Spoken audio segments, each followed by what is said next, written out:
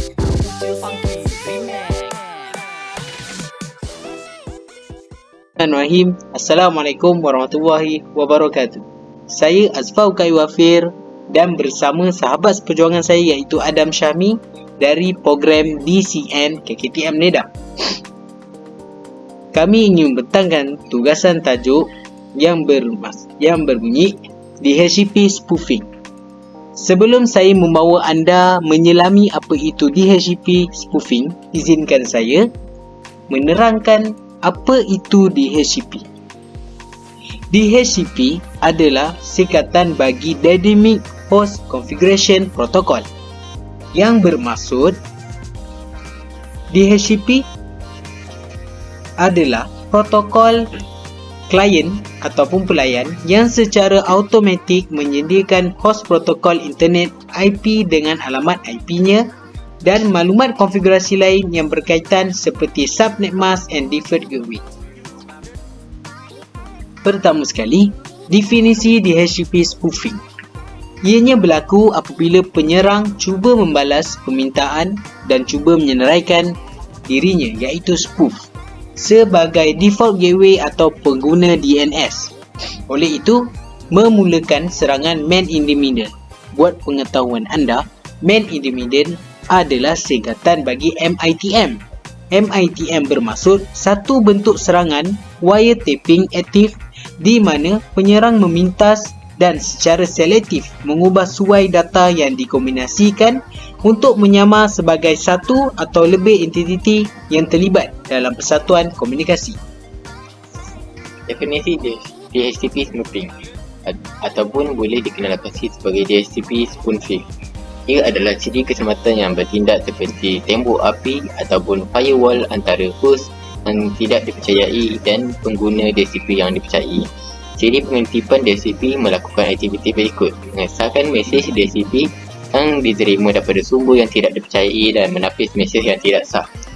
Bagaimana DHCP snooping berlaku? Ia berlaku kerana DHCP snooping membina dan pekanan data secara dinamik menggunakan maklumat yang diekstrak daripada mesej DHCP yang dipintas. Pangkalan data mengandungi kemasukan untuk setiap pengguna yang tidak dipercayai dengan alamat IP yang digunakan jika host dikaitkan dengan VLAN yang membenarkan pengetipan DHCP tersebut. Ini adalah gambar raja contoh bagaimana DHCP snooping berlaku. Ia terdapat 3 peranti iaitu DHCP client, fake DHCP server dan DHCP server.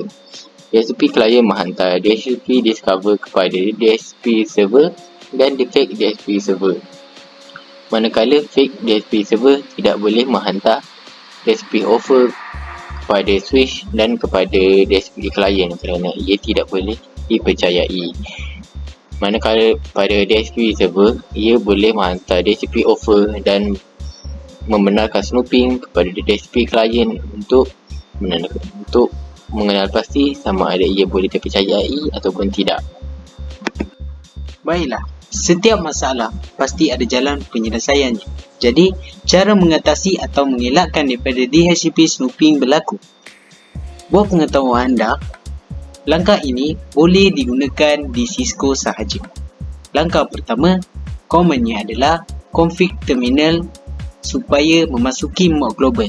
Langkah kedua, no feature DHCP supaya membolehkan ciri pengetipan DHCP menghalang dan memadam konfigurasi DHCP snooping.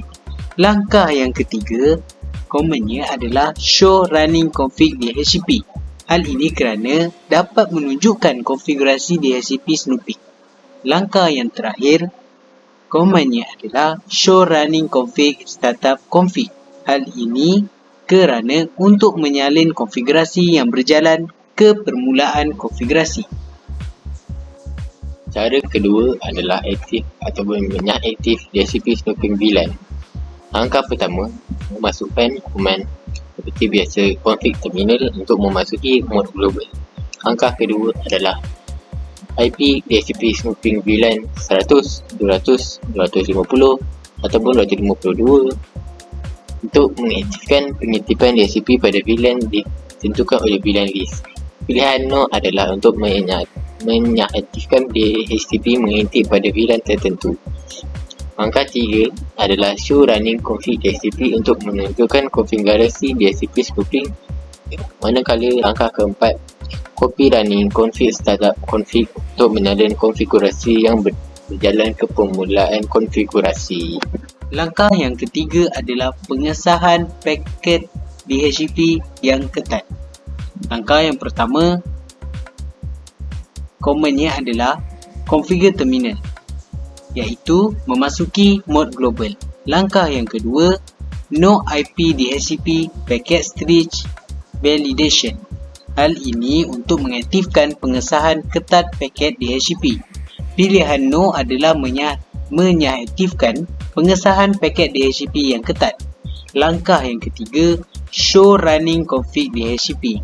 Hal ini menunjukkan konfigurasi DHCP snooping. Dan langkah yang keempat, copy running config startup config, iaitu menyalin konfigurasi yang berjalan ke permulaan konfigurasi. Yang terakhir adalah DHCP global. Langkah pertama adalah config terminal untuk memasuki mode global. Langkah kedua adalah IP DHCP snooping.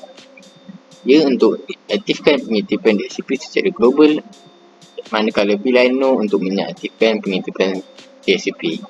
Langkah ketiga adalah show running config DHCP untuk menunjukkan konfigurasi DHCP berjaya atau tidak berjaya. Dan langkah keempat, copy running config startup config untuk menyalin konfigurasi yang berjalan ke permulaan konfigurasi. Itu sahaja daripada kami. Sekian, terima kasih.